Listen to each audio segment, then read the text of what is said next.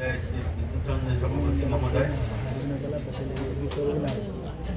এখানে এই উৎসবে উপস্থিত দাদা মায়েরা, আজকে এই গৌরঙ্গদার বাড়িতে এই প্রিয়পরম শ্রী শ্রী অনুকূলচন্দ্র চর্যাশ্রম আয়োজিত যে উৎসবের দিবসব্যাপী উৎসবের আয়োজন করা হয়েছে, তাতে আমি আসতে পেরে আমি নিজেকে খুব সৌভাগ্যবান মনে করছি। কেননা এই উড়িষ্যার মাটি হলো ভক্তির মাটি। এখানকার মানুষজন ভক্তি রসে উদ্বুদ্ধ থাকেন, তাই এখানকার মাটি পবিত্র মাটি। তাই দেখতে পাই শ্রী চৈতন্য থেকে আরম্ভ করে শ্রীরামকৃষ্ণ, শ্রী ঠাকুর অনুকূলচন্দ্র এখানে এই পুরী বা উড়িষ্যার মাটিতে তিনি তারা এসেছিলেন। শুধু তাই নয়, আপনি হয়তো জেনে আশ্চর্য হবেন, এটা আমরা খুঁজে বার করেছি যে যীশু খ্রিস্ট হবার আগে তার 13 বছর বয়স থেকে 29 বছর বয়স পর্যন্ত তার কোনো ইতিহাস খুঁজে পাওয়া যায় না, বা সেই তথ্য গোপন রাখা হয়। সেই কালে, আজ থেকে 2000 বছর আগে, তিনি ভারতবর্ষ ভ্রমণ করেছিলেন শিক্ষা লাভের উদ্দেশ্যে, এবং সেই প্রক্রিয়ায় তিনি পুরীতে 5 বছর অতিবাহিত করেন, এখানে থাকেন, বিশেষ করে বেদ শিক্ষা লাভ করার জন্য। এই তথ্য আমরা খুঁজে পেয়েছি। অতএব এই উড়িষ্যার মাটি পবিত্র মাটি, সেই মাটিতে আমরা আসতে পেরে নিজেকে ধন্য মনে করি।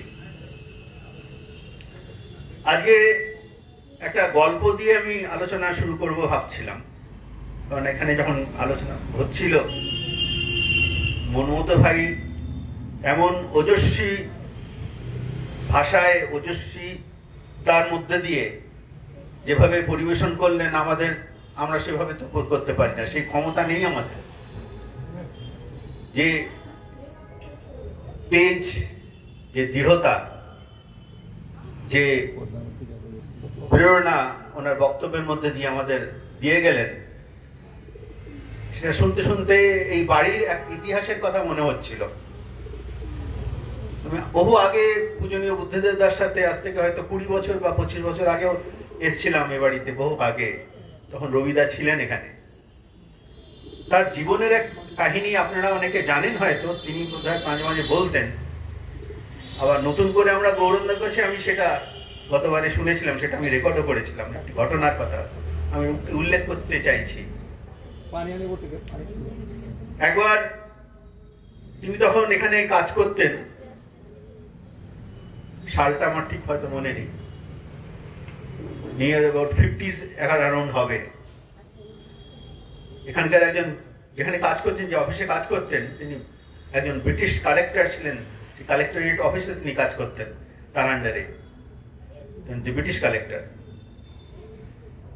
একবার কোনো অফিসিয়াল ম্যাটারে, কোনো ব্যাপারে তিনি যখন তার কাছে যান, তিনি হয়তো একটু উত্তেজিত ছিলেন কোনো কারণবশত, কোনো কাজের কোনো ব্যাপারে তিনি অসন্তুষ্ট হয়ে সেই ব্রিটিশ কালেক্টর শ্রদ্ধেয় রবিদার সামনে ভারতীয়দের সম্বন্ধে কিছু অন্যায়জনক উল্লেখ করেন। ইন্ডিয়ানস আর সাচ এন্ড সাচ, সেসব শব্দ আমি বলতে চাইছি না। সে শুনে রবিদা তখন ইয়াং ব্লাড, তার বাড়ির, আমরা খবর পেয়ে জানি, আমরা তার বাড়ির অনেকে বিপ্লবীদের সাথে যুক্ত ছিলেন, ভারতীয় স্বাধীনতা আন্দোলনে তার বাড়ির বহু সিনিয়ররা যুক্ত ছিলেন, অতএব সেই রক্ত তার মধ্যে ছিল এবং যুবক তিনি।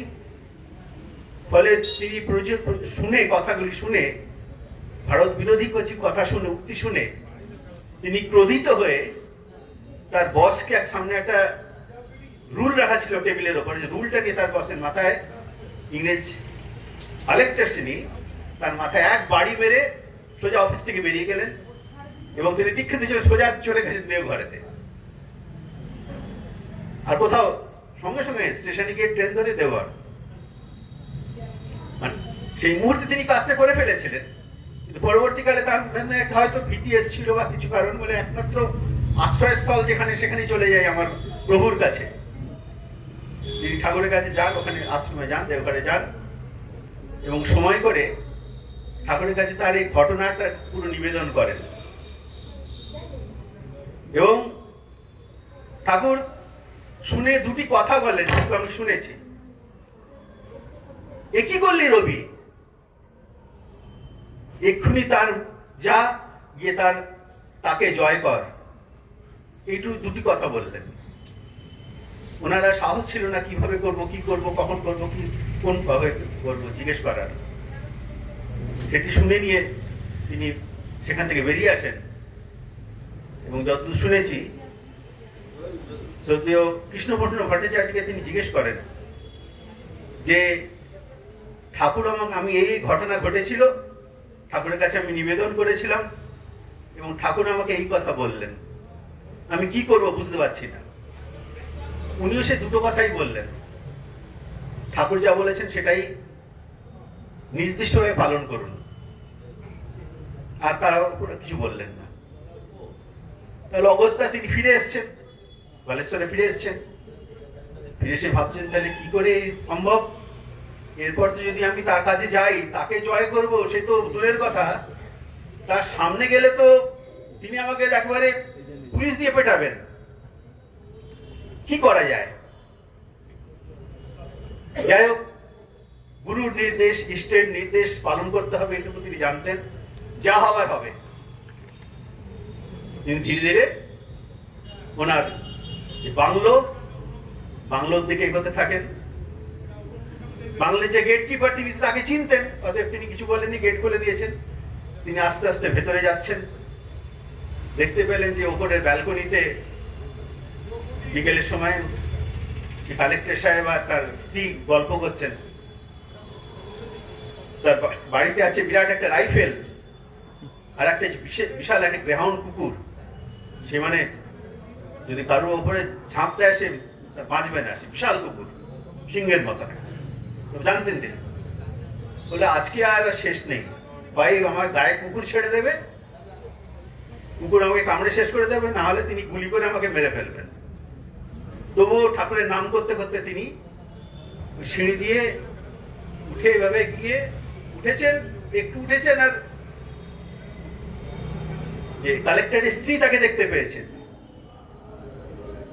রবি, রবি তুমি এসে গেছো, এসো এসো এসো এসো এসো। উনি ওর আপনি বাবা, এবার শেষ সময় এসে গেল নাকি, তুমি এসো এসো। উনি আরো ভয় পেয়ে গেছেন, হঠাৎ করে আমাকে দেখে চেঁচিয়ে উঠলেন, বলে এসো এসো, তুমি ঠিক কাজ করেছো, তোমার সাহেব ভুল করেছেন, তিনি ভুল বুঝতে পেরেছেন, আবেগ বসে তিনি একটা ভুল কথা বলে ফেলেছিলেন, তোমার কোনো দোষ নেই, তুমি এসো, স্যার তোমার কথা ভাবছেন। উনি বলে কি হলো, আমি তো ভাবছি এক, বললো এক।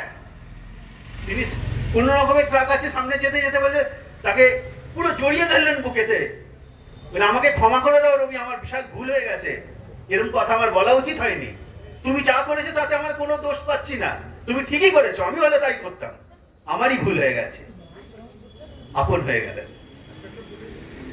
তিনি। এই কথা বলতে বলতে কেঁদে ফেলতেন, এটা অবিশ্বাস্য ঘটনা ঘটে গেল। শুধু ঠাকুরের দয়া ছাড়া হয় না, কিন্তু ঠাকুরের দয়া কাজ করবে কি করে? ঈশ্বর তো দয়াময়, তিনি যে দয়া করতেই চান। দয়া তখনই হয়, তার দয়া তখনই কাজ করে যখন তার আদেশকে আমরা পালন করি। আমরা উড়িষ্যায় রয়েছি, আমরা প্রভু জগন্নাথকে আমরা বিশ্বাস করি। তিনি শ্রীকৃষ্ণের অবতার হিসাবে তাকে জানি, আমরা শ্রীকৃষ্ণেরই এক রূপ হিসাবে আমরা জানি তাকে, সেই হিসাবে ভক্তি শ্রদ্ধা করি, পূজা করি। শ্রী ঠাকুর বলতেন যে জগন্নাথের হাত নেই, তার মানেটা কি জানেন? তার মানে হলো ঈশ্বরের হাত নেই, তার মানে তিনি কাউকে ধরতে পারেন না। কিন্তু যে ঈশ্বরকে ধরে নেন তাকে তিনি ছাড়াতেও পারেন না। আবার এক জায়গায় বলছেন ঈশ্বর কারোর মঙ্গল করতে পারেন না। এটা অদ্ভুত কথা না? ধর্মের বিরুদ্ধের কথা মনে হয়। ঈশ্বরই তো মঙ্গল করবেন। ঈশ্বর কারোর মঙ্গল করতে পারেন না যতক্ষণ না মানুষ ঈশ্বরের পথে চলে। বোঝা গেল? আমরা ফেসবুকে প্রায় দেখি যা সব ঘটনা চারদিকে ঘটছে, মন্দির মসজিদ নিয়ে ঘটনা ঘটছে, বা সাম্প্রদায়িক দাঙ্গা ইত্যাদি ঘটছে। অনেকে প্রশ্ন করেন, তোলেন, তোমরা তো ঈশ্বর ঈশ্বর করছো, ওই তোমার ঈশ্বর তো এসে বাঁচাতে আসছেন না? প্যান্ডেমিকের সময় আমরা এইসব বক্তব্য খুব দেখতে পেতাম। অনেকে বলতেন এটা, তোমরা এত তো ভক্তি করলে, বিশ্বাস করলে ঈশ্বর মেনে চললে, এখন ঈশ্বরের সমস্ত ঘর বন্ধ, একমাত্র হাসপাতালই তোমাকে বাঁচাতে পারে, ঈশ্বরের মন্দির তোমাকে বাঁচাতে পারে না। কথা তো ভুল নয়, কিন্তু ভুল। ঘটনাটা যিনি যেটা বলছেন সেটা ভুল নয়, কিন্তু যারা এই কথা বলছেন তাদের বোধের ভুল আছে। ব্যাপারটা কি? ওই যে প্রসঙ্গ আমরা এক্ষুনি তুলছিলাম, যে ঈশ্বরের পথে চলা মানেটা কি? ঈশ্বরের পথে চললে কিন্তু ক্ষতি হয় না, তার মঙ্গলই হয়। ঈশ্বর মানে আধিপত্য। ঈশ্বর মানে কোথাও আকাশে তিনি বসে আছেন, আমি তাকে কিছু খাদ্য পানীয় দিয়ে দিলাম, প্রণামী দিয়ে দিলাম, এবং তিনি আমার সব কাজ করে দেবেন। এ কাজ হয় না, এভাবে ঈশ্বর কাজ করতে পারেন না। আপনি নিজের মা বাবা হিসেবে আপনি দেখুন, আপনার সন্তান সন্ততি আছে, প্রত্যেক মা বাবা তার সন্তান সন্ততিকে সবচেয়ে বেশি ভালোবাসে। ঠাকুরই বলছেন, একজন এসে ঠাকুরকে প্রণাম করছেন, ঠাকুর মুখ ঘুরিয়ে নিচ্ছেন। ঠাকুর প্রতি প্রণাম করতেন, যখনই ঠাকুরের কাছে মানুষ এসে প্রণাম করত, ঠাকুর প্রতি নমস্কার করতেন। সেই ব্যক্তিটি যখন প্রণাম করছে, ঠাকুর বারবার মুখ ঘুরিয়ে নিচ্ছেন, হাত তোলা তো দূরের কথা। বললেন যে ঠাকুর এখন প্রণাম গ্রহণ করলেন না, আমি কি কোনো ভুল টুল করলাম? সে বুঝতে পারছে না কিছুতেই। যাই হোক, সে একটুখানি মন মরা হয়ে সাইডে পাশে গিয়ে বসে আছে, লোকজন সে কথা বলে। আবার যারা এসছে প্রণাম, সবাইকে তিনি প্রণাম নমস্কার করছেন, প্রণাম করছেন। কথা হাতে ঠাকুর বলতে আরম্ভ করলেন যে দেখুন দাদা, আমরা দেখি যে বহু লোক আছে, অনেকে আসে এখানে, আমার কাছে এসে খুব ভক্তি করে প্রণাম করে, কিন্তু বাড়িতে তার যে জীবন্ত ভগবান বাবা মা আছেন তাকে একবারও প্রণাম করে না, তার একবারও ভালোর খোঁজ খবর নেয় না। সেখানে লোকটা সঙ্গে সঙ্গে মানুষকে মাথায়, কিন্তু আমাকে এই কথা বলছেন। সে তখন ঠাকুরকে পরে গিয়ে বলছে যে ঠাকুর, আমার সবই ভালো লাগে, কিন্তু বাবাকে আমার একবারে পছন্দ নয়। বলিস কি রে, তুই এসেছিস কোত্থেকে? তুই এখানে দাঁড়িয়েছিস কোত্থেকে? তোর স্মৃতি তোর জীবন্ত ভগবান, তাকে বাদ দিয়ে তো তুই নস। কি করে কথা বলতে পারছিস তুই? তার অন্যায় অন্যায় নয়, তার ভুল ভুল নয় তোর চোখে। তিনি কি করবেন না করবেন তার ব্যাপার, তুই তোর কাজ বাবা মা গুরুজনদের সেবা করলে করতে করতে যে আনন্দ হয়, সেবা করার মধ্যে দিয়ে তাদের মুখে যে প্রসন্নতা দেখতে পাওয়া যায়, সেই যে কি সুখ, সে না করলে যে করে না সে বুঝতে পারে না। অতএব তুমি করো সেটা। অতএব বাবা মা প্রত্যেক ছেলের মঙ্গল চান, কিন্তু মঙ্গল তখনই হবে যদি সন্তান তার বাবা মাকে অনুসরণ করে। ঠিক তেমনই ঈশ্বরের ক্ষেত্রেও তাই। ঈশ্বর মঙ্গলময়, মঙ্গল চান, মঙ্গলের বার্তা তিনি মানুষের কাছে দেন। কিন্তু মানুষ যদি ঈশ্বরমুখী না হয়, অর্থাৎ আধিপত্যমুখী না হয়, ঈশ্বর মানে আধিপত্য বলছিলাম, কিসের আধিপত্য? To get the control over the know-how of life and growth, জীবন বৃদ্ধির যে কৌশল, সেইগুলিকে আয়ত্ত করাই হলো ঈশ্বরত্ব। ঈশ্বর পাওয়া মানে আধিপত্যের অধিকারী হওয়া। আধিপত্যের অধিকারী হওয়া মানে কিভাবে আমার মঙ্গল হবে সেই মঙ্গলের কৌশলগুলিকে নিয়ন্ত্রণ আয়ত্ত করা। সেই আয়ত্ত করার ব্যাপারটা কি? নিজের দুর্বলতার উপর বিজয় প্রাপ্ত করা। দুর্বলতা কি? আমার অজ্ঞানতা। আমার অজ্ঞানতা কি? আমার প্রবৃত্তি অভিমুখী চলন।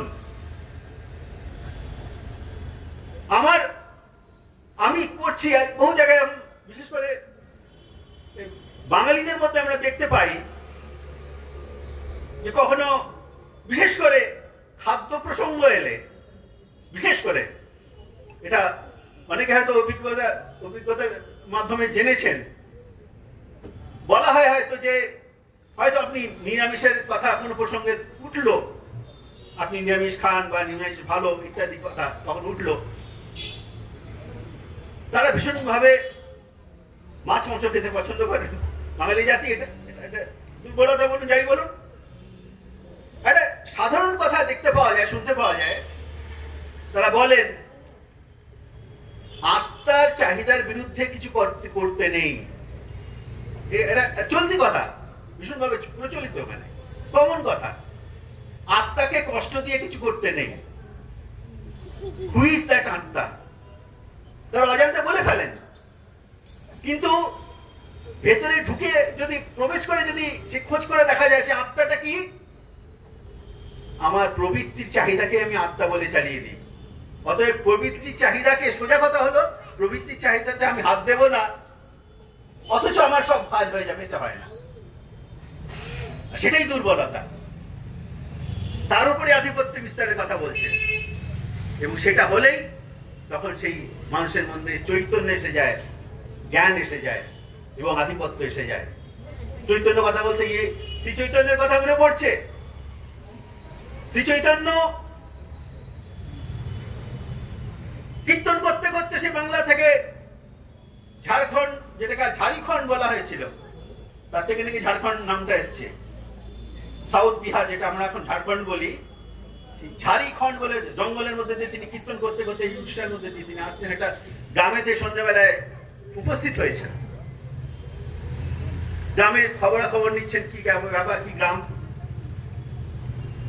বলছে এখানে এই গ্রামেতে, গ্রামের নাম আমার ঠিক মনে নেই, গ্রামেতে খুব ভালো এক ধরনের মাটি আছে, যে মাটিতে খুব ভালো খোল তৈরি হয়। তাই নাকি? খোল তাহলে কীর্তন, কৃষ্ণ সমাধিস্থ হয়ে গেলেন। এত ভাব মুখর, এই ভাবটা কোথেকে আসছে?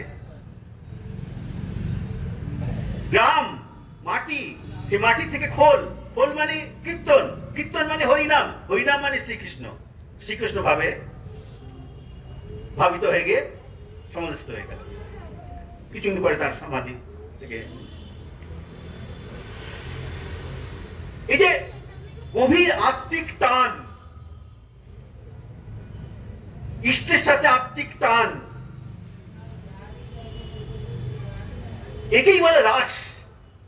রাসলীলা যে বলা হয়, শ্রীকৃষ্ণের রাসলীলার কথা আমরা শুনেছি, এটাকে অপব্যাখ্যা করা হয়। মহিলাদের সাথে কৃষ্ণ নেচে গিয়ে বেড়াতেন, অনেকে সমালোচনা করে। ঠাকুর এটাকে খুব স্পষ্টভাবে ব্যাখ্যা করে দিন, যার সাথে আমাদের জীবনের একটা গভীর সম্পর্ক রয়েছে। এটা কাল্পনিক একটা কাহিনীর মতো মনে হয়, গল্পের মতো, যে যেমন ভাবে দেখে সেভাবে ভাবে। মানে ছেলে মেয়েরা ভালোবাসা করার সময় এইসব রাসলীলার কথা বলে, আবার যারা ভক্ত মানুষ তারাও তার মতন করে বলেন, আবার যারা এসবের বিরোধী তারা এটাকে অন্য অ্যাঙ্গেলে দেখেন। কিন্তু এর পুরো অর্থটা কিন্তু আলাদা। ঠাকুর পুরো ব্যাখ্যা করে দিয়েছেন। শ্রীকৃষ্ণ চাইতেন, পুরুষোত্তম চাইতেন প্রত্যেকের মধ্যে যেন ইষ্ট প্রাণতাকে কিভাবে ইম্পার্ট করা যায়, যার মধ্যে দিয়ে ইষ্ট প্রাণতার মধ্যে দিয়ে, ইষ্টের টানের মধ্যে দিয়ে তার প্রবৃত্তিক টানগুলো থেকে বিচ্ছিন্ন করে তার এটা পূর্ণত্বের দিকে নিয়ে যাওয়া যায়। এটাই ছিল তার উদ্দেশ্য। পুরুষোত্তমে তাই উদ্দেশ্য থাকে, বিভিন্ন সময় বিভিন্ন রকম করে। শ্রীকৃষ্ণকে তারা ভালোবাসতেন। তার বই আমরা পুরুষোত্তমের লীলা দেখলেই বোঝা যায়, ঠাকুরকে দেখলেই বোঝা যায়, মানুষ তাকে ভালোবাসতেন। শ্রীকৃষ্ণকে সেখানকার স্থানীয় মানুষ, বিশেষ করে গোপীরা খুব ভালোবাসত। তারা অনেকে বিবাহিত ছিলেন, অনেকে অবিবাহিতও ছিলেন, বিভিন্ন বয়সের ছিলেন তারা, বিশেষ করে মহিলাদের কথা বলছি। তিনি বুঝলেন এরা যে আমাকে ভালোবাসে, ইষ্টময় হয়ে সবসময় যে ভালোবাসে তা নয়, তার মধ্যে কিছু প্রবৃত্তির আবেগও আছে। এর থেকে তাদের বার করতে হবে। কি কৌশল করা যায়? এরকম একটা পূর্ণিমা রাতেতে তিনি আয়োজন করলেন, ব্যবস্থা করলেন, যেরকম কীর্তন টির্তন ইত্যাদি হবে। তারা সবাই আগ্রহে উদ্গ্রীব হয়ে উঠল। শ্রীকৃষ্ণকে কেন্দ্র করে নৃত্য ইত্যাদি আরম্ভ হলো। ওদের ওই কীর্তনে ভাবে বিপুল করে হঠাৎ করে কৃষ্ণ ওখান থেকে অফ হয়ে গেলেন, কৌশলে লুকিয়ে গেলেন, ওদের থেকে অন্য কোথাও চলে গেলেন, যাতে তারা দেখতে না পায়, তাকে খুঁজে না পায়। হঠাৎ করে কৃষ্ণকে না দেখতে পেয়ে কৃষ্ণ বিরহে, কৃষ্ণের সাথে কৃষ্ণকে না পেয়ে এমনভাবে তারা আবেগতাড়িত হয়ে উঠলেন, ভাবে বিভোর হয়ে উঠলেন, কৃষ্ণ ধ্যানে বিভোর হয়ে উঠলেন। প্রত্যেকেই কিছুক্ষণের মধ্যে যেন ফিল করতে, মনে করতে আরম্ভ করলেন যে কৃষ্ণ তার সাথেই রয়েছে। ঠাকুর বলছেন কি, নাম ধ্যান করতে করতে ইষ্টময় হয়ে তুমি যখন ইষ্টের সাথে পূর্ণ যুক্ত হয়ে যাও, ইষ্টের শারীরিক ভাবে অবর্তমান থাকা সত্ত্বেও ইষ্টের সাথে তোমার এক ঘনিষ্ঠ আধ্যাত্মিক লীলা চলে, ভাব বিনিময় চলে, তাকে তুমি আধ্যাত্মিক ভাবে তাকে তুমি উপভোগ করো। ঠিক সেই ঘটনাই তখন হয়েছিল। এবং সেই সময় যেসব অনুভূতি হয় মানুষের, ইষ্ট ধ্যানের মধ্যে যে অনুভূতিগুলি হয়, আলোর দর্শন হয়, শ্রবণ হয়, ইত্যাদি হয়, তাদেরও তাই ঘটেছিল। তাই আলোর ঝলকের মধ্যে তারা প্রত্যেকে অনুভব করছে কৃষ্ণ তার সাথে রয়েছেন, আনন্দ করছেন, বংশী সুর শোনা যাচ্ছে। এগুলি আর কিছু নয়, সেই ভাব অবস্থার মধ্যে দিয়ে, নাম ধ্যানের অবস্থার মধ্যে দিয়ে, ইষ্ট প্রেমের মধ্যে দিয়ে মানুষের যে বৈধানিক পরিবর্তনগুলো হয়, শারীরিক বৈধানিক, সেগুলি তাদের সাথে ঘটছিল। এবং সেটাকে তো এর মধ্যে সেই অলৌকিকতা বলে কিছু নেই। যে দীক্ষার সময় আমাদের যে কথা বলে দেওয়া হয়েছে, আমি সেটা ওপেনলি বলার প্রয়োজন নেই, যারা দীক্ষিত তারা বুঝতে পারছেন। দীক্ষার মধ্যে দিয়ে যে সাধন পদ্ধতির কথা বলা হয়েছে, this is the latest and the easiest technique of meditation which could take you to the ultimate source of knowledge. জ্ঞানের চরম শিখরে তোমাকে নিয়ে যেতে পারে এই সাধনার সাধন পদ্ধতির মধ্যে, যেটা নাকি আজকের যুগের জন্য সবচেয়ে সহজতম এবং সর্বোচ্চ সাধন পদ্ধতি, যার মধ্যে অতীতে সমস্ত সাধন পদ্ধতিগুলি মার্চ করে গেছে। সেই সাধনার মধ্যে দিয়ে যারা চলে, যজন যজন ইষ্টবৃত্তিকে সহায় করে, nothing could be beyond his reach, তার আয়ত্তের বাইরে কিচ্ছু থাকে না, তার প্রাপ্তির বাইরে কিচ্ছু থাকে না।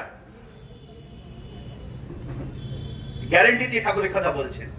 কিভাবে? যজন তার সাথে আত্মিকতার বন্ধনে যুক্ত হয়ে, তার সাথে আত্মিক আবেগে নিজেকে যুক্ত করা। ঠাকুর বলছেন, এক জায়গায় প্রশ্ন করছেন ঠাকুরকে, আপনি যে জগৎ থেকে এসছেন, আমরা কি সেই জগতে যেতে পারি? আপনাকে কি নিয়ে যেতে পারেন? দাদা সময় হয়ে গেলে বলে দেন। হ্যাঁ, যেতে পারো। ঠাকুর বলছেন, তাহলে কি করব? বলছেন, রোজ early morning and late night, প্রতি প্রত্যুষ এবং গভীর রাতে যেটা বলে দিয়েছি সেটা রোজ করবে, যাতে সেই সময় তোমাকে আমি চিনে নিতে পারি। এটা কি, কোন চেনার কথা বলছেন? নিয়মিত অভ্যাস করার মধ্যে দিয়ে আমার যে বৈধায়নিক পরিবর্তনগুলি হয়, মস্তিষ্কের মধ্যে যে ছাপ পড়ে, ঘুমোতে যাবার আগে এবং ঘুম থেকে উঠে, ঘুমো থেকে যাবার পর, ঘুমিয়ে যাবার পর এবং ঘুম থেকে ওঠার আগে পর্যন্ত যে পিরিয়ডটা, সেই সময় আমরা চেতন স্থান, চেতন যে মন, সেটা চেতন থাকে না। চেতন, অবচেতন, প্রাকচেতন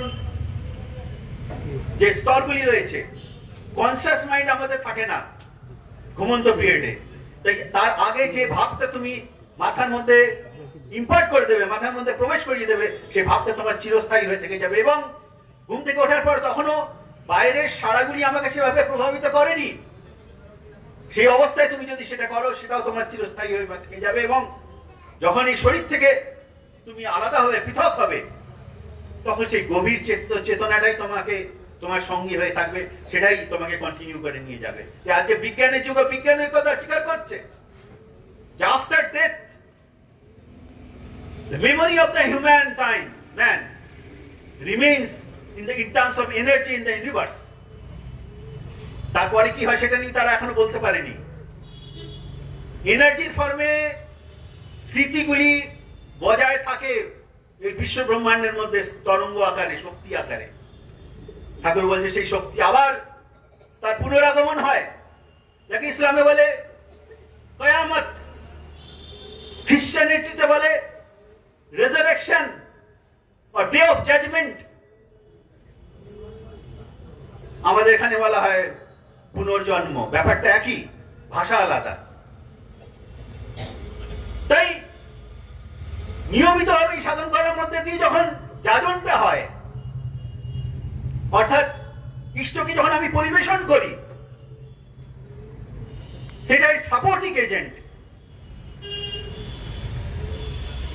তাতে অনেক সময় ভুল করে ফেলি। শ্রী ঠাকুরের কাছে যার ভক্তরা থাকতেন, একবার কিছু দু একটি কথা বলে আমি খুব শীঘ্রই শেষ করব। পাবনাতে বাইরে থেকে কিছু ছেলেরা ঠাকুর পরিদর্শনে এসছেন, আশ্রম পরিদর্শনে এসছেন। ঠাকুরকে তাদের আশ্রম পরিবেশ ঘুরিয়ে দেখানো হলো, দেখিয়ে গিয়ে আমি সংক্ষেপে বলছি, ঠাকুর পরিদর্শন হলো। লাস্টে তারা যখন বিদায় নিচ্ছেন, তখন তাকে জিজ্ঞেস করা হলো যে কি, কেমন দেখলেন আশ্রম, কেমন দেখলেন, ঠাকুর কেমন দেখলেন? অনেকেই ভালো টালো বললো, তার মধ্যে দুটি ছেলে একটু বিরূপ মন্তব্য করলো। তারা বললো যে হ্যাঁ, খুবই সব ঠিক আছে, কিন্তু আমার খুব আনন্দ লাগলো যে আপনাদের একটা চিড়িয়াখানাতে কিছু জন্তু জানোয়ারগুলো ছিল, বাঁদরগুলো ছিল, ওগুলো দেখে আমার বেশ ভালো লাগলো। এখানে ওইভাবে সাজানো রয়েছে। শুনে যিনি ছিলেন তাকে, তার প্রচন্ড রাগ হলে এবং তাকে দুটো থাপ্পড় মেরে বলে, বেরিয়ে যাও ওখান থেকে, এতদিন তো তোমাকে দেখালাম, এই তুমি দেখলে। ঠাকুরকে এসে খবর করছে এই ব্যাপার, এই হলো, কি করলেন দাদা? এ তো বিরাট গর্হিত কাজ হয়ে গেল। কখন যদি আপনি হয়তো বেনারসের এক গলি দিয়ে যাচ্ছেন, হঠাৎ করে আপনার মাথায় যদি এসে ডান্ডা এসে পড়ে, আপনি হয়তো বুঝতে পারবেন না, কিন্তু সেটা এরই ফল। যে আপনি কাজটা করলেন তারই পরিণাম হয়ে, গুণিত হয়ে আকারে আপনার উপরে তার প্রভাব পড়বে। আর ঠাকুরের যাজন দেখুন, এই যাজন আমরা ভালো করতে গিয়ে ভুল করে ফেললাম। আমরা ভাবলাম যে আমার নিজের, সেখানে সে তার প্রবৃত্তিকে অ্যাপ্লাই করলো, সে মানুষটা চিরকালের জন্য সে হারিয়ে গেল, সে তার শত্রু হয়ে গেল। সেটাই কিন্তু আমার পাপ হয়ে আমার ভেতরে কাজ করে, আমার সাথে কাজ করবে। অতএব ক্ষমা নেই। তুমি হয়তো ঠাকুরের ভাবে ভাবিত হয়ে করেছো, কিন্তু জীবন বৃদ্ধির পর থেকে তুমি বঞ্চিত হয়েছো, ঠাকুরের মতন করে হয়নি। আর ঠাকুর করছেন কি, এক বিশাল এক বড় একজন নেতা ঠাকুরের কাছে এসেছিলেন আলোচনা, ঠাকুরের আশ্রমেতে বিশেষ অতিথি হিসাবে। সম্ভবত বঙ্কিম মুখার্জি, তিনি কমিউনিস্ট নেতা ছিলেন। বহু আলাপ আলোচনা পর তিনি যখন ফিরে যান, খুব আনন্দ করে ফিরে যান। পরবর্তীকালে বহু আলোচনা হয়েছে, কৃষ্ণমোহন ভট্টাচার্য, সেসব আমি যাচ্ছি না। একদিন ঠাকুর বলছেন যে তুমি কলকাতায় এসছো, ওই দাদা এসেছিলেন, ওনার একটা গলায় সমস্যা ছিল, এই ওষুধটা কি দিয়ে এসো। এবং তাকে সেই ওষুধটা দিচ্ছে, বলে ঠাকুরের এখনো আমার কথা মনে আছে, আমার এই অসুবিধাটা ছিল। তিনি কমিউনিস্ট নেতা, তিনি ঈশ্বর কৃষ্ণ মানেন না, গুরুবাদ টুরুবাদদের তাদের বিশ্বাস খুব একটা নেই।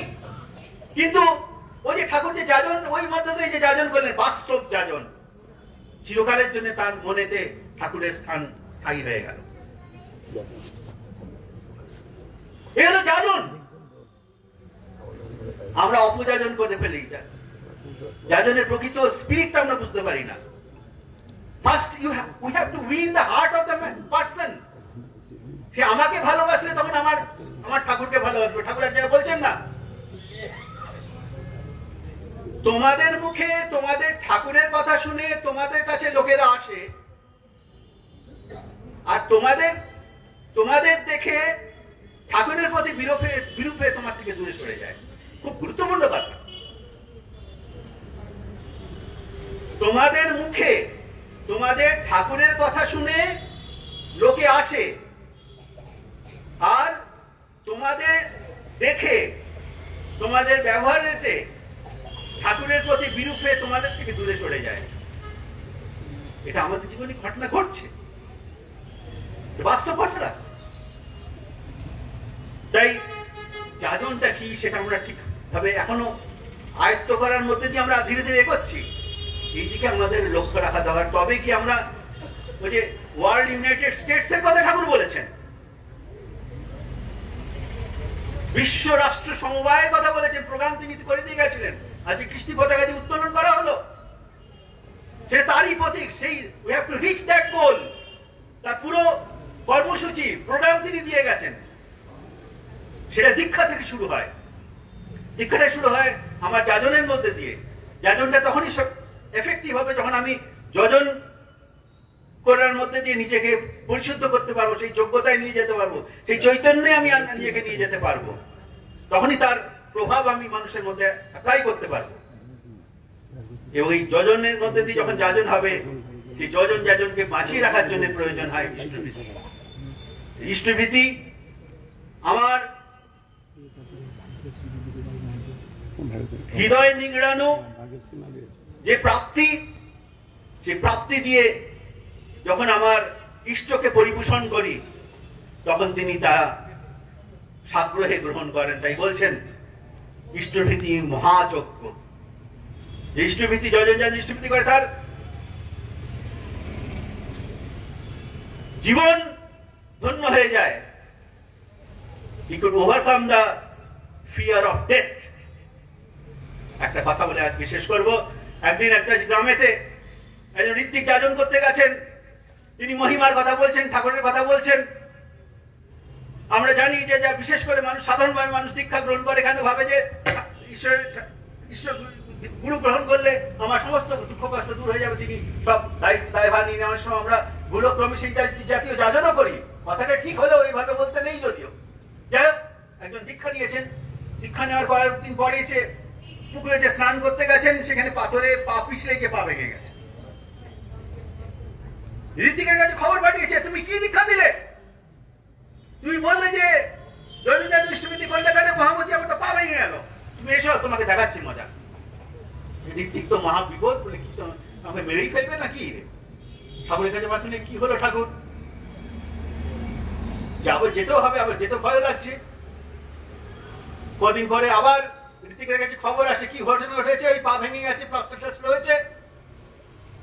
একদিন সন্ধ্যাবেলায় উনি, লোকজন ঘরে ছিল, তিনি সাইডে বাগানের দিকে একটু পেচ্ছাপ করতে গেছেন। পেচ্ছাপ করতে গিয়ে সেখানে একটা সাপ ছিল, গোকুল সাপ, এক পায়ে ছোবল মেরেছে সোজা সেই প্লাস্টারের উপর। ভয়তে কাপড়ে পেচ্ছাপ হয়ে গেছে, কোন রকমে কাঁপতে কাঁপতে ঘরে এসে, কি হলো? বলছে, আজকে আমি বেঁচে গেলাম, আমার মৃত্যু যোগ ছিল আজকে, এই পা ভাঙার জন্য আমার মৃত্যু যোগ থেকে আমি বঞ্চিত, বেঁচে গেলাম। ঈশ্বরের দয়া ছাড়া কিছু নয়, তাকে খবর দাও। বন্দে পুরুষোত্তম।